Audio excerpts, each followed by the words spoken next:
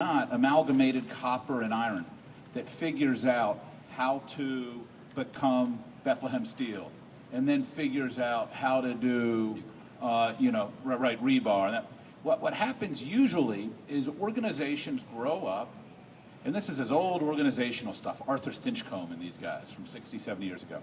Organizations that succeed at any given era succeed because they have a workable, sensible combination of talent. They use the technology well. They build a culture. They're focused on doing something that clients and society find beneficial. And the more successful they are, the more wedded they get to their way of doing business. And you build a culture around that. And you have salary schedules. And you have 52-year-old vice presidents of manufacturing who get these, snot-nosed 26-year-olds who think they know things. And they tell them to wait their place and relax. And when these executives at places like IBM have these upstart Harvard dropouts come by with some new, software in 1979, and they say, well, that's not really what we do. We don't want to buy it. We'll lease it from you. And so these upstarts start in a garage and they start a company and they call it something like Microsoft, and they lease it to IBM. And they wind up with tens of billions of dollars and hundreds of rocket scientists in 1990 trying to figure out how to leverage this new thing called the internet, but they already know what they know how to do. Microsoft's advantage is that they built things like Excel and Microsoft Word.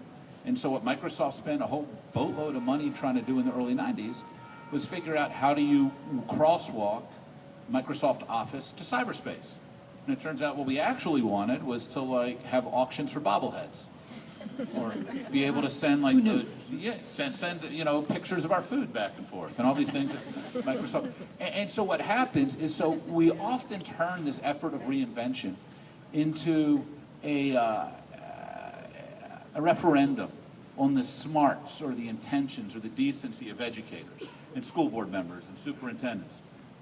But frankly, there are few, if any, executives in any line of work who have actually figured out how to take an old established firm, fundamentally rethink the talent picture, the technology picture, the way they do, what are expectations, and then kind of seamlessly revise that. We talk a lot about building the plane while you fly it in education. There's hardly any examples in any line of work of people doing this. So I'm actually relatively skeptical that we're going to be able to do it. This is why, like in Education Unbound, I talked about the critical role of greenfield spaces, where we create room through statutory change relating to new choice options, the opportunity to launch new schools, the opportunity to use cyberspace and launch virtual schools, the kind of stuff Holly has built, for instance, in Florida Virtual, where people are able to rethink a lot of these assumptions in much more fundamental ways. So for me, it's less whether or not we'll be able to do that, but whether we're going to get the heck out of the way enough that we're going to let the people who are going to draw on a fresh sheet of paper to figure out how to get there. And I'm not at all confident that we have any appetite for that. In fact, for me, a lot of my friends in the reform community, quote unquote, have spent a lot of the last 5 years trying to micromanage, to my mind, how we use labor, how we evaluate whether teachers are good at their jobs, trying to write new strictures and regulations about how do we improve schools that we're not satisfied with. And my concern is not only does this actually take us in many cases in the wrong direction, but it actually creates new obstacles where there used to be greenfield, whether in virtual space or in terms of, say, charter schooling. What I would add, if you want to see an example of a company that's trying to reinvent itself that's large in the middle of innovation, look at Kaplan, right? We used to be the disruptors, right, in higher education and elsewhere, coming out of Stanley Kaplan's history of basically getting people who weren't supposed to get into these fancy colleges, he got them into these fancy colleges, right? So there's a legacy of kind of this iconoclastic approach to people can succeed who aren't supposed to succeed, right? And so the higher ed space, we've been one of those folks who've been happily disrupting it along the way. But now we're this large, sloppy, old entity. I gave a talk in San Francisco. It was actually one of these TEDx things that I did, and there was a lot of entrepreneurs there. And afterwards, people came up and said, "Really love your ideas about cognitive science, how it works, but you got to leave Kaplan because you'll never be able to get it done there. Come join us, man. We're doing cool stuff." And my view is, I don't know. We're going to try. Kaplan has a lot of legacy operations. But the CEO and the senior folks have committed to redesigning the thing And places like Kaplan Test Prep that used to be entirely brick and mortar, now half of what they do is pure online delivery of test prep services. They're still doing brick and mortar. And around the globe, we're transitioning that way. And then finally, the charge for me from the beginning 4 years ago was change the language of how learning is thought about, designed, processed, updated to take into account evidence and learning science. And so we are doing that. Now, will we succeed? Well, you got to watch the space for a few more years. But we've got 30 randomized controlled trials running at Kaplan University right now. We're going to get another 100 of them running next year, all tied into learning science principles. And we're going to have a darn good run at trying to show how you do this in a different way, using our scale, and we'll see how it goes. But it's not easy at all. People can try, and I think people should try, but it's not easy. That's right. And two or three quick takeaways here, because I certainly don't mean to sound defeatist. I just think we need to be going to this with our eyes wide open. Two or three quick takeaways. One is it's difficult to do this, as I just said, even in a private setting, but it's doubly hard in a public setting because public officials tend to be risk averse. Your reputation's on the line. And so what happened, and this is useful to keep in mind, when you're in a school and you're frustrated with your AP or you're frustrated with the tech folks at the district, that they seem not to get something that makes a lot of sense to you. Part of the thing to keep in mind is they've got real pressures on them. If you get an auditing exception when the feds decide to come in and look at use of Title I or Title II, that can be a real career ender for somebody. So it's not just, we often say, if it's the right thing to do for kids, well, who cares? Well, that's easy to say when you're in a classroom, which is funny because teachers say, I have it hardest. But it's easy to say when your butt's not the one on the line for signing off for those funds. It's actually really hard when your butt is on the line. So it's not enough to say it's the right thing to do. It's not enough to say, here's the research. We also need to work with those folks to help them find a way to interpret the rule, the statute, the regulation in which they can claim that this is a reasonable use. And the thing is, an astonishing amount of the time you can do that. But mostly when I work with districts, I don't find people putting in that extra elbow grease. They make the case for why it's a good idea. They get told no. They say, oh, those friggin' idiots. And they go back and bitch in the teacher's lounge. And what we need to do is get into this habit where you presume until they prove otherwise that they're not anti-kid, but that they're worried about getting their butt in a sling, and then see if you can work through their problem, even as you ask them to help work through yours. So that's one. And I think if we had a lot more of that kind of behavior, I would be more optimistic about our ability to kind of nimbly and agilely change these. A second thing is it's easy for old routines to kind of just habitually bleed over. Holly and I have talked about this a bunch in the case of Florida Virtual. Back when they were launching, it just made sense to think about teacher quality in terms of the same way we always thought about teacher quality. What's a good classroom teacher? But here we are. We've had a bunch of virtual learning going on now for 15 years in various contexts, and I have seen very little by way of research and diagnostic where we're trying to figure out how are online instructional skills different from those in a brick and mortar. So if you look at states, for instance, that are requiring Charlotte Danielson or the Bob Marzano frameworks under their teacher evaluation expectations, they're applying these online exactly the way they are in brick and mortar. So if you've ever read the Charlotte Danielson framework, as much as I love Charlotte and I think it's a good framework, there's stuff that just doesn't make any sense in an online environment, but we have kind of casually allowed these assumptions to translate. So I think one of the ways we can, and again, this goes back to where we started, one of the ways we can increase the likelihood that policymakers and leaders are going to get, are not going to get in our way is by making sure that we are not talking about technology as something different, but talking about technology as something that just makes a lot of sense from parents' perspective, from a problem-solving perspective, from a teacher's perspective, and what it'll take for us to use it in that way. And I don't think we talk nearly enough. And certainly when you talk to parent groups or when you talk to school board members, that's not the message they hear. The message they hear is in a public forum, somebody tells them if they spend $23 million on iPads, that test scores are going to be up 8 points next year. Which is bizarre. And I think that comes back to that very first point we made, which is whether you're arguing for something new or you're trying to design something new, start from the learning problem and then figure out, well, what is this solution doing that addresses either that problem or else leaves the problem, and the way it is, but does something for your economics or your distribution or whatever it is. And that kind of reasoning, as Rick said earlier today, gets the learning engineer to be in the caboose instead of stuck in the back. Because now you're leading. You're actually looking at the problem, trying to press a solution forward. And you don't always win. No engineer wins all their attempts to get stuff done. But you get invited back because of the expertise you show. So Rose, you had your hand up. Well, you've gotten really close to my question a couple of times. I'm a parent in my 11th year with my own children in statewide online school, empowered by a for-profit company who made that possible for us and for a school district that was interested in it.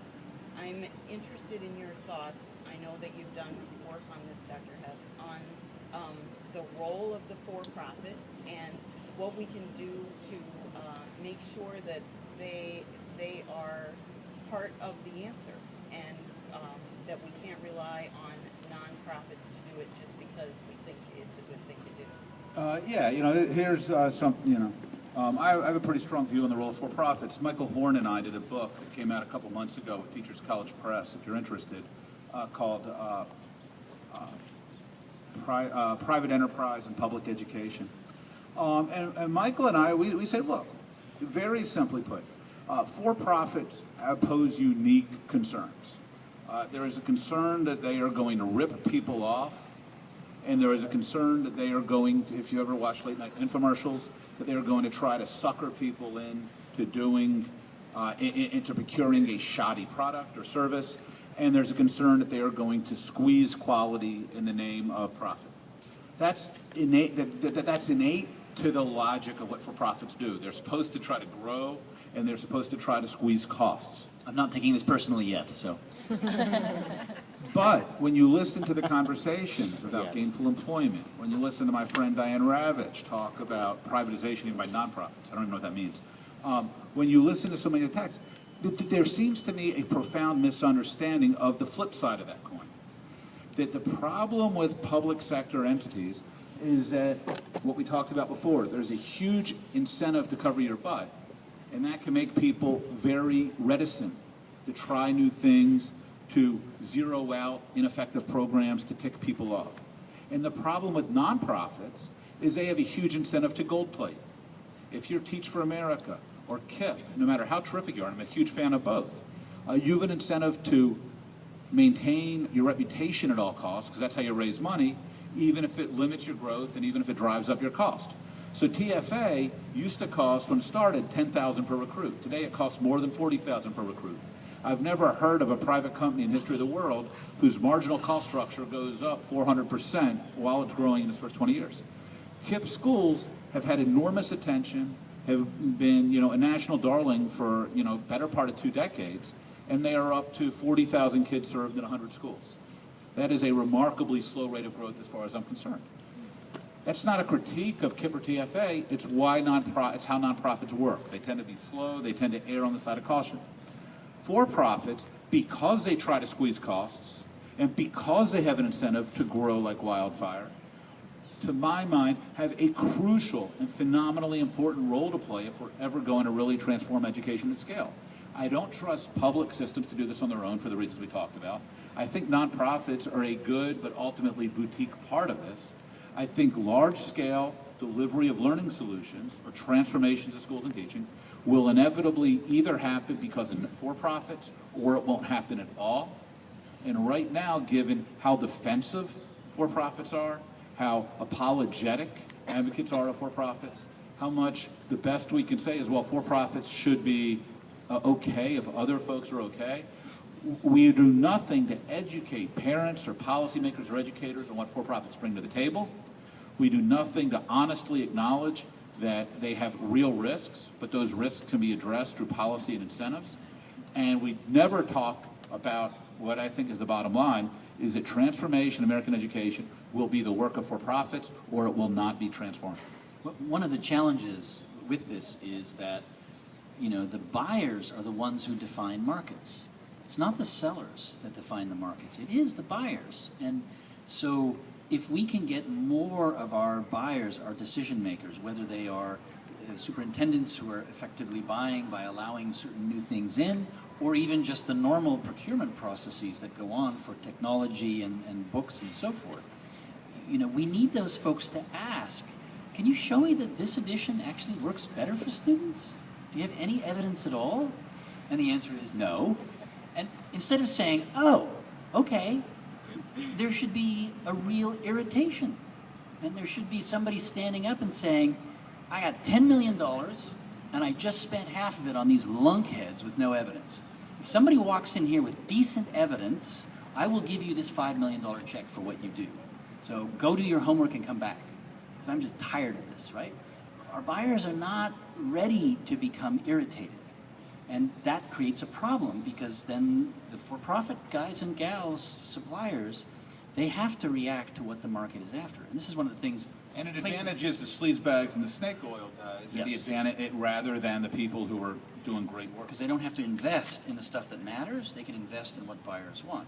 And this is where I think, whether it's charter schools or systems of charter schools, places, and even places like Kaplan, where we actually have students kind of within our mix, we start to buy things based on the principles we've been talking about today. And so I literally ask people who come in with things they want us to use for our students, show me the randomized controlled trial evidence, which usually you get a deer in the headlights look from them, right? And then it's like, well, will you participate in a randomized controlled trial with us? And then there's a real sort of desperate uncertainty about, what?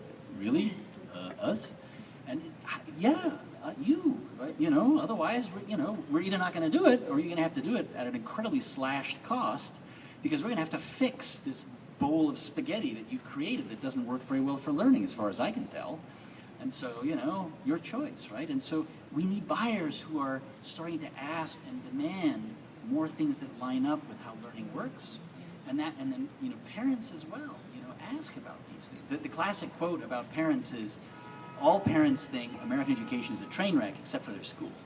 Their own school's great, right? So it's kind of it's like the Lake Wobegon effect in education, right? It's like, what is going on with this, right? Yes, sir. How do you explain the tendency of for-profits and charter schools in places like Chicago of trying to take professional teachers out of the equation and come up with these, you're a teacher for 3 years and then you go into the private sector, because charter schools, their model, they don't want lifelong teachers, and how can we have an education system without people who devote their careers to their craft? So I think there's a couple, this is a great question. I think there's a couple of things tangled. One is, keep in mind that nowadays, nationally, right, of the 3.5 million teachers, a quarter are in their first year in the classroom. So one of the things we've seen is just this phenomenal hollowing out of kind of, especially the young veterans, kind of the 5 to 15-year vets. And we've seen kind of the aging of the folks who entered in the late 80s into the 20-year plus. But we have this huge population of folks who teach for 1 year. That's just natural. And I think there's a couple broader forces at work here. One, remember, as late as the 1950s, 55% of college-educated women became teachers. This went all the way back to when we feminized teaching in the Common School era. And we did it because women were cheap labor, and we could staff out the Horace Mann Common School that way. And so we had a model built around ready availability of huge numbers of talented people who would work relatively cheap. And second, as late as the 60s, Bureau of Labor Statistics reported that a typical college grad was going to hold about 5 jobs in the course of their working career. And teaching, like many other professions, was built around kind of these assumptions of captive labor. And what's happened is I think both of those have radically altered. Nowadays, typical college grad holds 5 jobs by the age of 30, and only about 14% of college-educated women go into teaching. So we just have a fundamentally different recruitment challenge, and we have a fundamentally different kind of career expectation on the part of a lot of folks. Personally, remember, 3.5 million teachers, more than 10% of all working Americans with a college degree are classroom teachers. I personally don't think it's feasible at this point that we're going to get 3.5 million folks who are going to do this for 30 years, and I'm not sure we want them to. But that's not to argue against the crucial role of kind of professionalism and kind of. So what has always struck me as kind of a reasonable way to go is the way so many of the private schools that even Diane Ravitch is excited about have done this, where there's a core of long-time professional educators, and they are complemented by folks who come in and work for a a shorter period of years, and especially in a technology era where you can complement and you're thinking teachers more like in a variety of roles where you're doing less teacher-oriented instruction and more teacher-facilitated instruction. It seems to me that those kinds of models make sense.